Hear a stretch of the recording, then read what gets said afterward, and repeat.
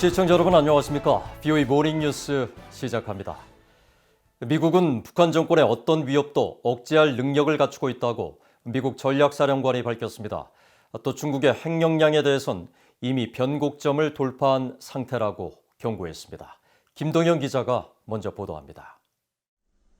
찰스 리처드 미국 전략사령관은 22일 국방부에서 가진 기자회견에서 북한의 핵 능력을 정밀 파악하고 있고 억제 능력도 갖추고 있다고 강조했습니다.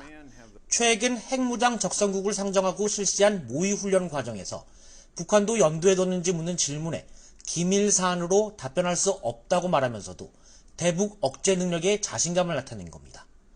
I will tell you that I am very confident in my ability to deter. Well, we're very familiar with North Korea's capabilities, and I'm very confident in our ability to deter that.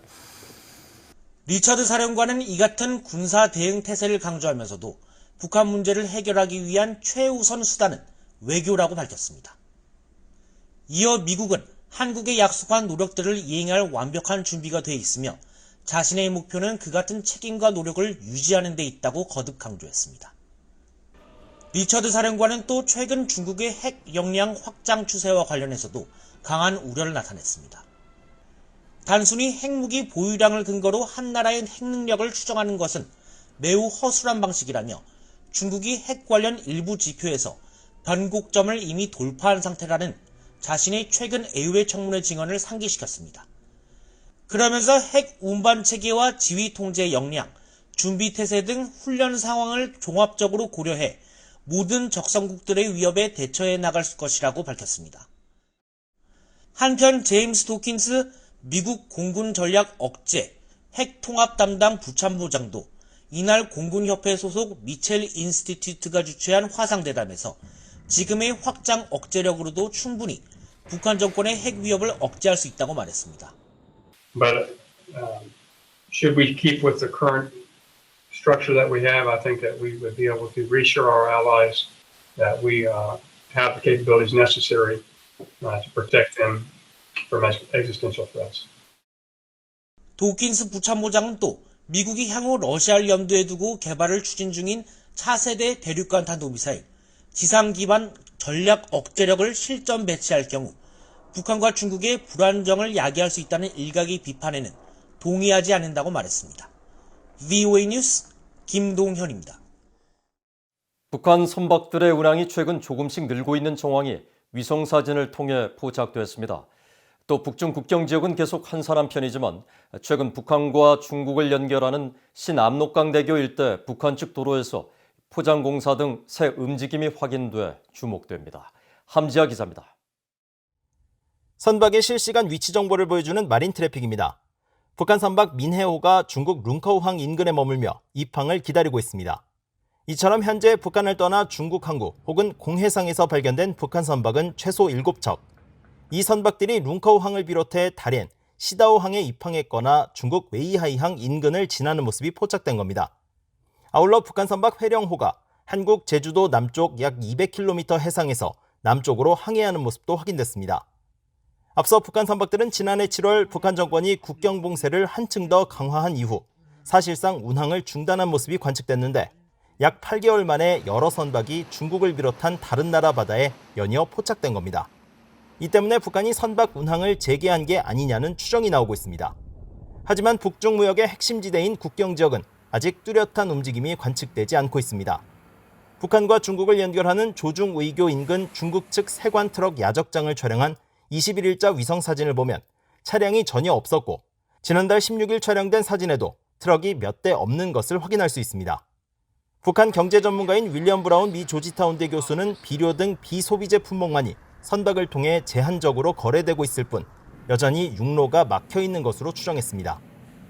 So it's kind of market-related trade in consumer products that has been shut down by the border closure. And I would think sooner or later these merchants will make it happen one way or the other. 이런 가운데 북한과 중국 사이를 연결하는 신압록강 대교에서 새로운 움직임이 포착돼 주목됩니다. 이 다리는 2014년 완공됐지만 다리 끝 북한 측 도로는 논밭으로 이어져 방치된 상태였는데 지난달 16일 촬영한 위성사진을 보면 포장이 된 듯 회색빛을 띠고 있어 다리 개통을 위한 움직임이 아니냐는 추측도 나오고 있습니다. 최근 북한과 중국은 약 6개월 만에 교역을 소폭 재개한 것으로 나타났습니다. 이 때문에 일각에선 북한이 국경을 다시 개방할 수 있다는 관측을 내놓고 있지만 전문가들은 전 세계 신종 코로나 바이러스 상황이 나아지지 않고 있는 상황에서 북한 당국이 실제 이런 결정을 내릴지는 좀 더 지켜봐야 한다고 말했습니다. BOE 뉴스 함재합니다. 한국의 대북전단 금지법을 둘러싼 국제적 논란이 이어지고 있는 가운데 탈북민 단체가 이달 말쯤 외부 정보를 담은 전단을 북한 주민들에게 보낼 것이라고 밝혔습니다. 탈북민 단체인 자유북한운동연합의 박상학 대표는 23일 BOA에 오는 25일부터 다음 달 1일까지 열리는 제18회 북한 자유주간에 맞춰 비공개로 전단 50만 장과 1달러 지폐 5,000장, 소책자 등을 보낼 계획이라고 말했습니다.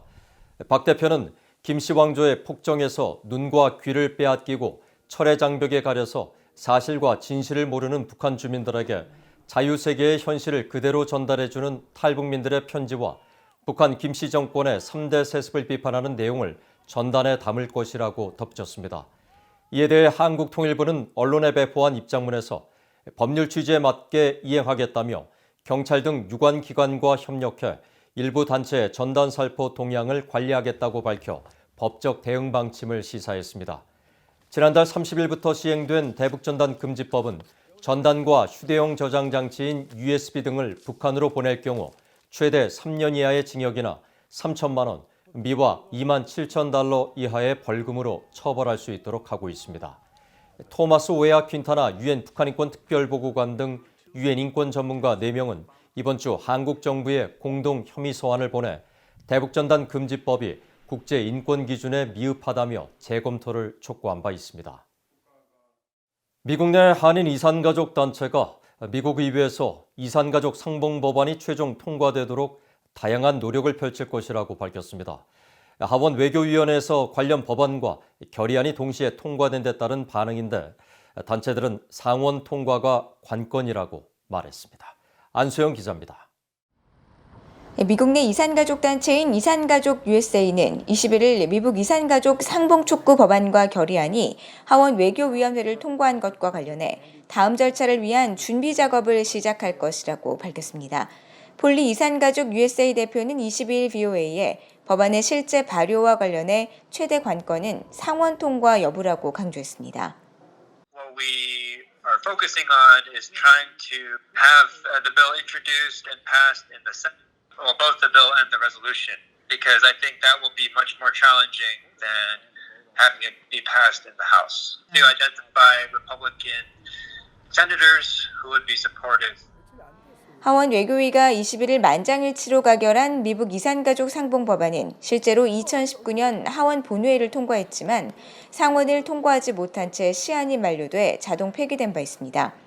미국 의회 법안은 상원과 하원을 모두 통과하고 대통령이 서명해야 공식적인 효력이 발생합니다.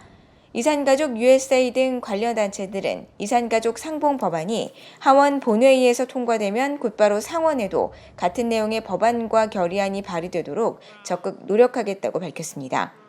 리 대표는 바이든 대통령이 대선 후보 시절 이산가족 상봉 문제 해결 의지를 분명히 밝혔고 상원 다수당이 공화당에서 민주당으로 바뀌는 등 긍정적 변화가 있어 좀 더 희망적이라고 말했습니다.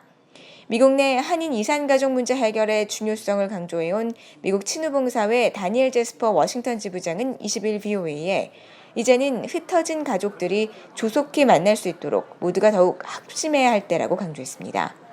제스퍼 지부장은 그러면서 이산가족 관련 결의안과 법안이 하원 상임위를 통과한 것은 가족들에게 시간이 얼마 남아있지 않다는 중요한 메시지가 될 것이라고 말했습니다.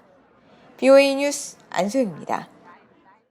미국과 한국은 대북 협상에서 인권 문제를 반드시 논의해야 한다고 한국계인 영김 미국 연방 하원 의원이 강조했습니다. 영김 의원은 21일 뉴욕에 있는 민간 연구단체 코리아 소사이어티가 주최한 화상대담에서 인권은 북한 문제 중 해결해야 할 최우선 과제 중 하나라며 이같이 말했습니다. 그러면서 북한의 끔찍한 인권 침해 문제를 논의하는 건 향후 김정은 정권의 약속을 검증하는 데 필수적이라며 미국과 동맹이 공유하는 가치를 지키는 것이란 사실을 반드시 인식하고 수용해야 한다고 밝혔습니다. 영김 의원 등 하원 의원 10명은 앞서 바이든 대통령에게 공동 소환을 보내 북한의 인권 증진을 인도태평양 전략의 중요한 요소로 삼고 4년째 공석인 국무부 북한인권 특사를 조속히 임명할 것을 촉구한 바 있습니다. 스튜어트 메이어 유엔군 사령부 부사령관이 한국전쟁 참전용사들의 희생과 헌신을 기리며 한국전쟁의 역사적 의미를 강조했습니다.